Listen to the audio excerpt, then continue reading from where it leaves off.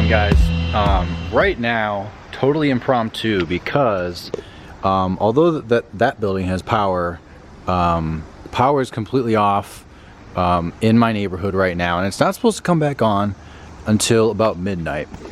So, impromptu video before it gets completely dark. I don't even know what I'm going to be doing tonight, but this is something that everyone kind of asks me about the M3. It's going to be about the M3 again.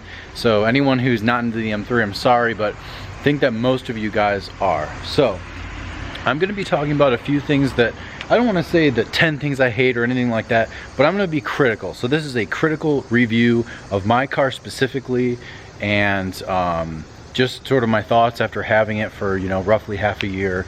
If you guys don't know, it is a 2011 E92 M3 manual competition package. It has the EDC option. Let's see. Come on. And it does have these very rare inserts, which are sort of the gray color, which is not really my favorite. That's actually, let's say that is number one for things that I don't hate it.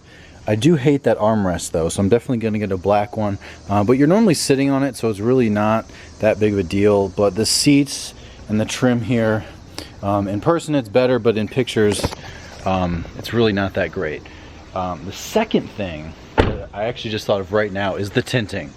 The tinting is not dark enough, and I know that that's not really like an M3 thing. That's a tinting was applied and it wasn't that dark. I think it's like 35, and I actually have the windshield 50%, which of course looks darker now because it's dusk. But something I wish about my car specifically, I know, like I said, it's not all M3, so I can get it retinted, but I've had cars retinted before and it's awful. It's a lot of money and it's just such a pain. So plus the guy actually said that this was done extremely well, like the dot matrix.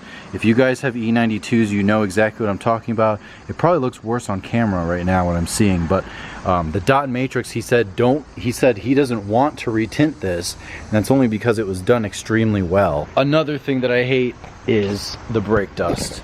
The brake dust on this car is at least twice as bad as my 335. As soon as driving for a few days, it starts to look yellow, and it's such a pain to clean these wheels specifically, just because this sort of has, you know, the lip behind there and there's enough grooves. It's not like a 5-spoke wheel or anything like that, so that makes it extra difficult. Cleaning the wheels absolutely sucks. I'm definitely going to be upgrading the wheels.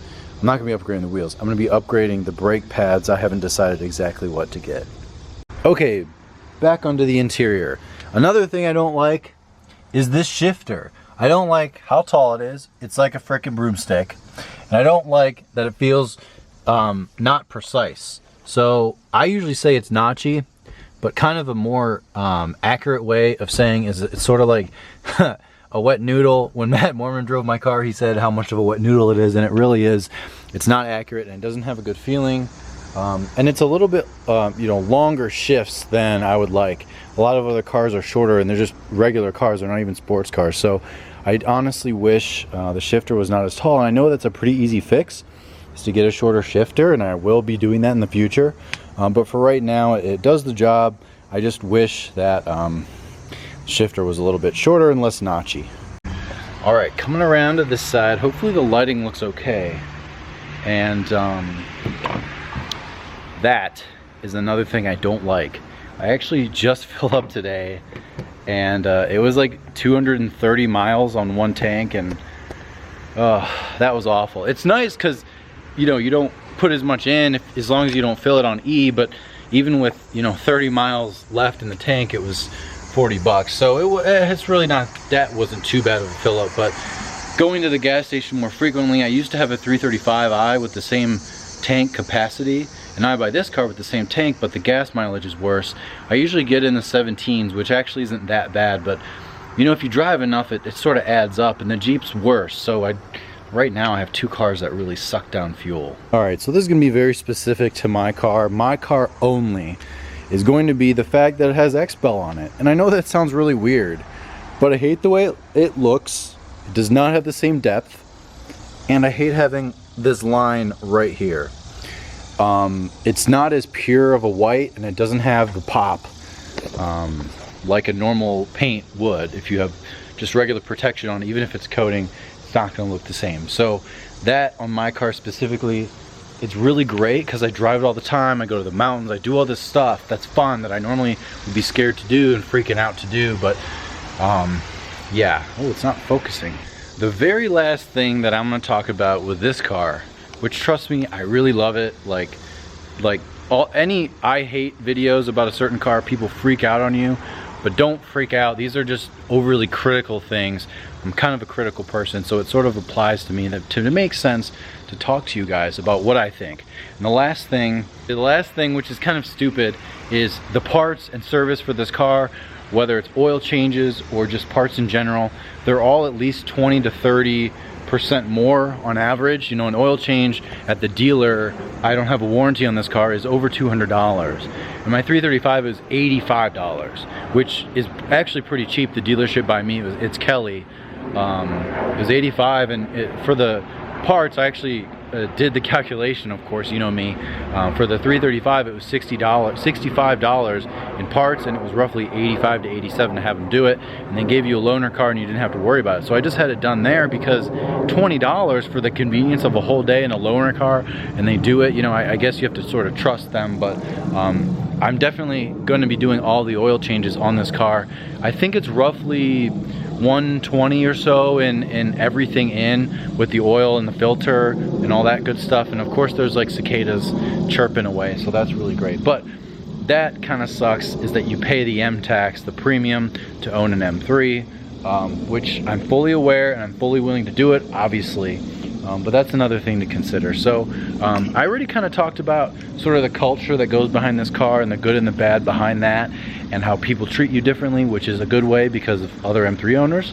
They sort of get it, but then there's random people that think you're a douche all the time. So I'm going to put the link to that video below on kind of more of my thoughts on that.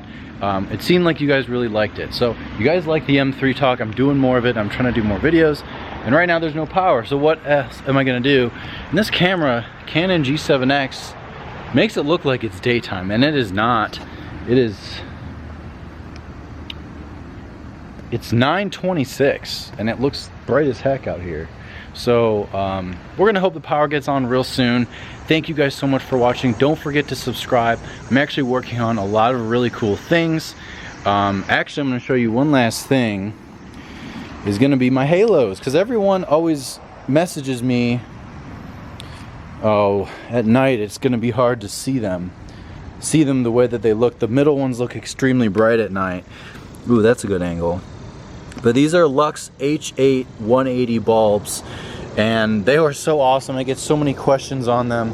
So guys, feel free to leave a comment below, and also message me on Instagram. If you're wondering you'd like a pair, I'm usually able to give a little bit of a discount. They don't have like a discount code, so you have to sort of buy them through me, and then I have them drop shipped. So I have Lux drop ship. And I'm sorry it sounds like I'm kind of trying to sell, but I get a little bit of a margin for that, and it really helps me justify doing more mods on the car and spending the time on the videos and stuff like that. So I really appreciate you guys, all of the inquiries about the lights and just questions in general and interacting with me. It's really, really cool. So don't forget to like the video, subscribe, and I will see you guys next time.